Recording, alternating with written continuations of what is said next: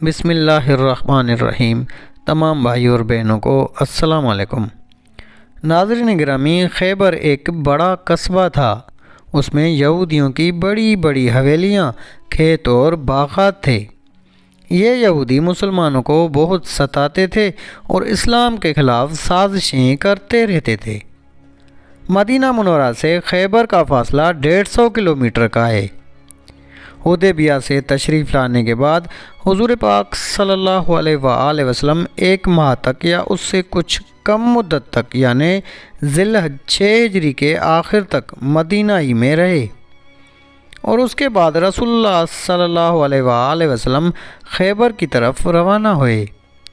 رسول اللہ صلی اللہ علیہ وآلہ وسلم نے اپنے صحابہ میں سے صرف ان لوگوں کو چلنے کا حکم فرمایا جو حدیبیہ میں بھی ساتھ تھے۔ جو لوگ حدیبیہ کے سفر میں نہیں گئے تھے انہوں نے بھی چلنے کا ارادہ ظاہر کیا، لیکن آپ صلی اللہ علیہ وآلہ وسلم نے ارشاد فرمایا، میرے ساتھ چلنا ہے تو صرف جہاد کے ارادے سے چلو، مال غنیمت میں سے تمہیں کچھ نہیں ملے گا۔ مدینہ منورہ سے روانہ ہوتے وقت رسول اللہ صلی اللہ علیہ وآلہ وسلم نے حضرت صبا بن عرفت رضی اللہ تعالیٰ عنہ کو مدینہ منورہ میں اپنا قائم مقام مقرر فرمایا۔ اس غزوے میں حضور پاک صلی اللہ علیہ وآلہ وسلم کے ازواج میں سے حضرت ام سلمہ رضی اللہ تعالیٰ عنہ بھی ہمراہ تھیں۔ اللہ کے رسول صلی اللہ علیہ وآلہ وسلم جب خیبر کے سامنے پہنچے تو یہ صبح کا وقت تھا۔ حضرت عبداللہ بن قیس رضی اللہ تعالیٰ عنہ فرماتے ہیں کہ میں رسول اللہ صلی اللہ علیہ وآلہ وسلم کی سواری کے پیچھے پیچھے تھا۔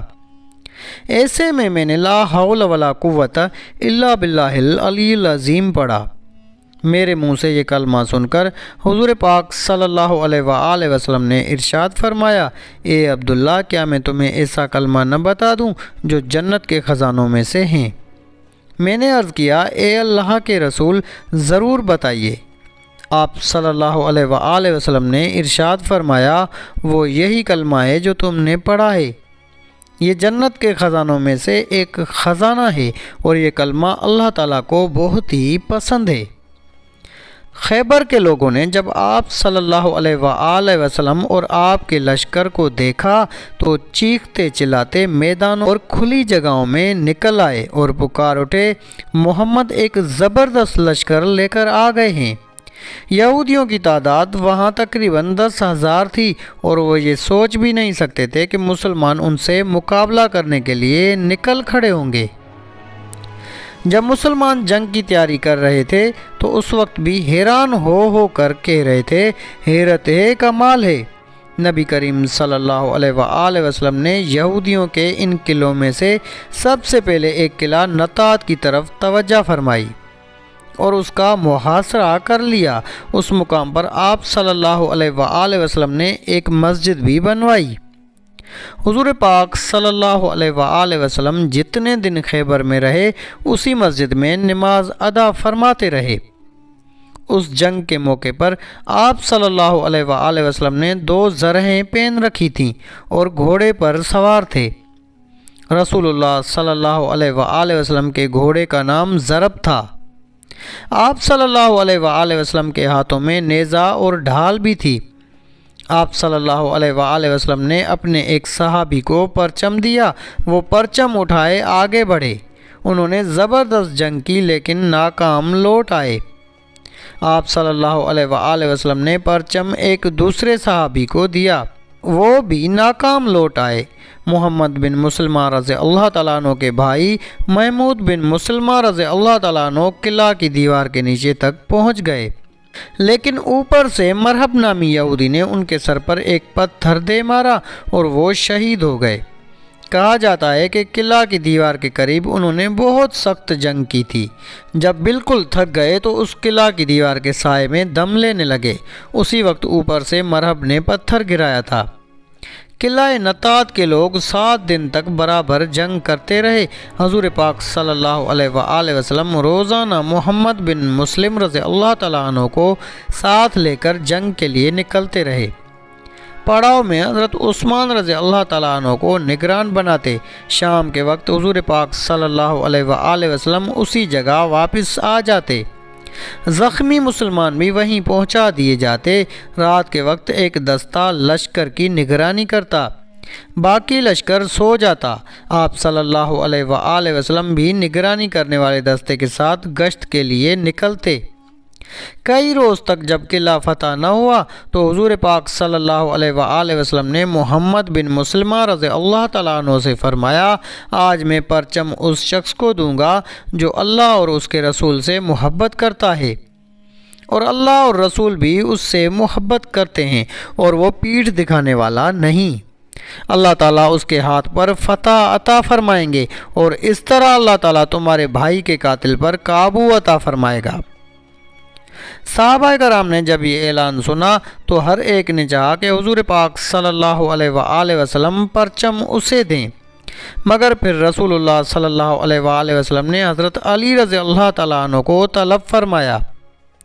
ان دنوں حضرت علی رضی اللہ تعالیٰ عنہ کی آنکھوں میں تکلیف تھی، چنانچہ لوگوں نے حضور پاک صلی اللہ علیہ وآلہ وسلم کو بتایا ان کی تو آنکھیں دکھنے آئی ہوئی ہیں۔ آپ صلی اللہ علیہ وآلہ وسلم نے یہ سن کر فرمایا کہ کوئی انہیں میرے پاس لے آئے۔ تب حضرت سلمہ بن عقوع رضی اللہ تعالیٰ عنہ گئے اور انہیں لے آئے۔ آپ صلی اللہ علیہ وآلہ وسلم نے ان کا سر اپنی گود میں رکھا اور پھر ان کی آنکھوں میں اپنا لعاب دہن ڈالا۔ لعاب کا آنکھوں میں لگنا تھا کہ وہ اسی وقت ٹھیک ہو گئی، یوں محسوس ہوتا تھا جیسے ان میں کوئی تکلیف تھی ہی نہیں۔ حضرت علی رضی اللہ تعالیٰ عنہ فرماتے ہیں، اس کے بعد زندگی بھر میری آنکھوں میں کبھی کوئی تکلیف نہیں ہوئی۔ پھر آپ صلی اللہ علیہ وآلہ وسلم نے پرچم حضرت علی رضی اللہ تعالیٰ عنہ کو مرحمت فرمایا اور ارشاد فرمایا، جاؤ اور پیچھے مڑ کر نہ دیکھنا۔ حضرت علی رضی اللہ تعالیٰ عنہ پرچم کو لہراتے ہوئے قلعہ کی طرف روانہ ہوئے۔ پھر قلعہ کے نیچے پہنچ کر انہوں نے جھنڈے کو نصب کر دیا۔ قلعہ کے اوپر بیٹھے ہوئے ایک یہودی نے انہیں دیکھ کر پوچھا، تم کون ہو؟ جواب میں انہوں نے فرمایا، میں علی ابن ابی طالب ہوں۔ اس پر یہودی نے کہا، تم لوگوں نے بہت سر اٹھایا ہے، حالانکہ حق وہی ہے جو موسیٰ علیہ السلام پر نازل ہوا تھا۔ پھر یہودی قلعہ سے نکل کر ان کی طرف بڑھے۔ ان میں سب سے آگے حرش تھا، وہ ایک مرہب کا بھائی تھا۔ یہ شخص اپنی بہادری کے سلسلے میں بہت مشہور تھا۔ اس نے نزدیک آتے ہی حضرت علی رضی اللہ تعالیٰ عنہ پر حملہ کیا۔ حضرت علی رضی اللہ تعالیٰ عنہ نے اس کا وار روکا اور جوابی حملہ کیا۔ اس طرح دونوں کے درمیان تلواریں چلتی رہیں۔ آخر حضرت علی رضی اللہ تعالیٰ عنہ نے اسے خون میں نہلا دیا۔ اس کے گرتے ہی مرہب آگے آیا۔ یہ اپنے بھائی سے زیادہ بہادر اور جنگجو تھا۔ آتے ہی اس نے زبردست حملہ کیا، حضرت علی رضی اللہ تعالیٰ عنہ پر تلوار کا وار کیا۔ حضرت علی رضی اللہ تعالیٰ عنہ نے اس کی تلوار کو اپنی ڈھال پر روکا۔ حملہ اس قدر سخت تھا کہ ڈھال ان کے ہاتھ سے نکل کر دور جا گری۔ مرہب اس وقت 2 زرہیں پہنے ہوئے تھا، 2 تلواریں لگا رکھی تھیں اور امامے بھی 2 پہن رکھے تھے۔ ان کے اوپر خود پہن رکھا تھا۔ دیکھنے کے لیے خود میں آنکھوں کی جگہ 2 سوراخ کر رکھے تھے۔ اس کے ہاتھ میں نیزہ تھا، اس میں 3 پھل لگے تھے۔ اب حضرت علی رضی اللہ تعالیٰ عنہ نے اس پر وار کیا اور ان کی تلوار اسے کاٹتی چلی گئی۔ اس طرح حضرت علی رضی اللہ تعالیٰ عنہ نے اسے قتل کر دیا۔ مرہب کے بعد اس کا بھائی یاسر آگے آیا۔ وہ آگے آ کر للکارا، کون ہے جو میرے مقابلے میں آئے گا؟ حضرت زبیر بن عوام رضی اللہ تعالیٰ عنہ مسلمانوں کی طرف سے آگے آئے اور اسے ٹھکانے لگا دیا۔ خیبر کی جنگ ہو رہی تھی کہ ایک شخص آپ صلی اللہ علیہ وآلہ وسلم کی خدمت میں حاضر ہوا۔ اس کا نام اسود راعی تھا اور وہ یہودی تھا۔ ایک شخص کا غلام تھا، اس کی بکریاں چراتا ہوا اس طرف آ گیا تھا۔ اس نے کہا، اے اللہ کے رسول، مجھے اسلام کے بارے میں بتائیے۔ رسول اللہ صلی اللہ علیہ وآلہ وسلم نے مختصر طور پر اسلام کی خوبیاں بیان فرمائی اور اسے اسلام قبول کرنے کی دعوت دی۔ اس نے فوراً کلمہ پڑھ لیا۔ اس کے بعد یہ اسود راعی رضی اللہ تعالیٰ عنہ تلوار لے کر مسلمانوں کے ساتھ قلعہ کی طرف بڑھے اور جنگ کرتے ہوئے شہید ہو گئے۔ جب ان کی لاش آپ صلی اللہ علیہ وآلہ وسلم کے سامنے لائی گئی تو آپ صلی اللہ علیہ وآلہ وسلم نے ارشاد فرمایا، اللہ تعالیٰ نے اس غلام کو بلند مرتبہ عطا فرمایا ہے۔ اسود رضی اللہ تعالیٰ عنہ کس قدر خوش قسمت تھے، نہ کوئی نماز پڑھی، نہ روزہ رکھا، نہ حج کیا، لیکن پھر بھی جنت حاصل کرنے میں کامیاب ہو گئے۔ آخر یہ قلعہ فتح ہو گیا۔ تو ناظرین گرامی، یہ تھا قلعہ خیبر کا واقعہ۔ امید ہے آپ کو ہماری آج کی ویڈیو اچھی لگی ہوگی۔ اگر آپ کو ویڈیو اچھی لگی تو ویڈیو کو لائک کر کے اپنے دوست و احباب سے زیادہ شیئر کریں۔ جزاک اللہ۔